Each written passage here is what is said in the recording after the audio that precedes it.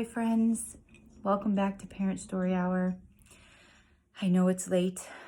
I never do these this late. It's 8:30 at night. But it was a very long day. I spent the day with my new friend Aaron, and he is the customer service rep for our internet provider. We had a great time this afternoon. I was pretty crabby, and then Aaron told me I was one of his nicer customers, which worried me. And so I asked Aaron about his other customers, and I got an earful. He really needed to vent. And I heard lots and lots of horrifying stories about people and their internet situations in their homes. My favorite story was the one he told about the man who couldn't plug his modem in, and he had to say, "Sir, have you ever plugged a lamp in?" It's the same thing. You find an outlet, a power source, if you will, and you take the plug and you put it into the outlet. So if you are experienced enough to plug in a lamp, you can also plug in this modem. So I felt really bad for Aaron. Even on my worst days, they're not as bad as his. So that's where I was today. But I still have a story for you tonight. It's a bedtime story. I'd like to say I planned it that way, but I didn't. And it is called I Don't Want to Go to Bed. So I hope you enjoy this. Settle in for the night. Little Tiger did not like going to bed. Every night when Mommy Tiger said, "Bedtime," Little Tiger would say, "But I don't want to go to bed." How many of you have a little tiger? I have two. They don't ever want to go to bed. Little Tiger wouldn't let Mommy Tiger clean his face and paws. He wouldn't listen to a bedtime story. One night, Mommy Tiger lost her temper. When Little Tiger said, "I don't want to go to bed," Mommy Tiger roared, "All right then, you can stay up all night." Little Tiger couldn't believe his good luck. He scampered into the jungle before Mommy Tiger could change her mind. One time, she's pretty patient. She lost her temper one time. So she tells him to get out. He doesn't want to go to bed, so she said, "Fine, don't." We've all been there. I'm with her so far in this story. I support her. Little Tiger went to visit his best friend, Little Lion. When he arrived, Lion was having his ears washed. "It's bedtime," growled Daddy Lion. "Why are you still up?" "I don't want to go to bed," said Little Tiger, and he skipped into the jungle before Daddy Lion could wash his ears too. So Daddy Lion's kind of mad because he's interrupting the kid's bath. I mean, he just wants him to go to bed so he can, watch Blue Bloods, and this tiger is interrupting him. Like, where is his mother, right? Little Tiger decided to visit his second best friend, Little Hippo, and he found him splashing in the river, having a bedtime bath. "It's bedtime," bellowed Daddy Hippo. "Why are you still up?"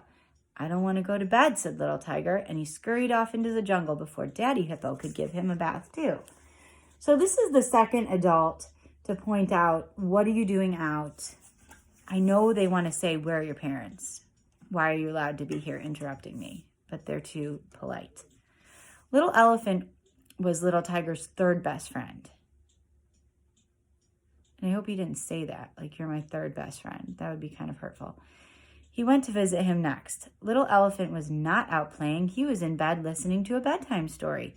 "It's bedtime," trumpeted Mommy Elephant. "Why are you still up?" "I don't want to go to bed," said Little Tiger, and he bounced off into the jungle before Mommy Elephant could put him to bed too. Okay, third adult to point out the fact that this tiger should not be out and about.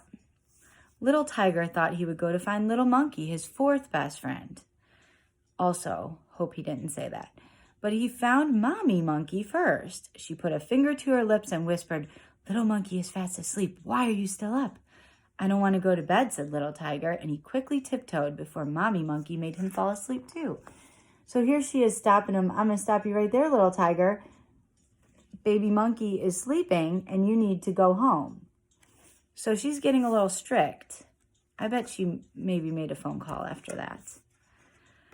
Little Tiger didn't know where to go next. It was the first time he had been in the jungle so late by himself. It seemed so dark. What was that? Little Tiger stood up and saw 2 very large yellow eyes staring back at him. So somebody's still up. The eyes belonged to a bush baby. Shouldn't you be in bed, she asked. I don't want to go to bed, Little Tiger said bravely. You haven't. That's because I go to bed when the sun rises, said Bush Baby. She works 3rd shift, apparently. Little Tiger couldn't imagine going to bed in the sunshine. He shivered and thought about how cold and dark it was in the jungle at night. Yeah, it's cold and dark. You didn't even bring a sweatshirt.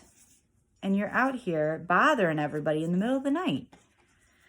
I'm going to take you home, said Bush Baby. Your mommy will be worried. I don't want to go home. I don't want to go to bed. But Little Tiger followed Bush Baby through the jungle. He was glad of her big bright eyes showing him the way. We're almost there. Her steps became slower and slower. I don't want to go, said Little Tiger sleepily, dragging his paws. There you are, said Mommy Tiger, just in time for bed. I don't want to, yawned Little Tiger, and he fell fast asleep. Mommy Tiger tucked him in and turned to Bush Baby. So here he is, still fighting it. And the mom's like, yep, time for bed. You tired yourself out.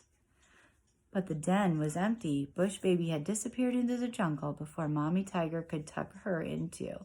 Oh, how sweet. However, the moral of this story is irresponsible parents. We have all been there. When our kids say, no, no, no, and you say, I can't deal with you anymore, just do it then, fine. However, maybe you have said, fine, stay up all night then, but you did not say, go outside and go to every neighbor's house and knock on their door and see what they're doing. That is it's a different level of being irresponsible.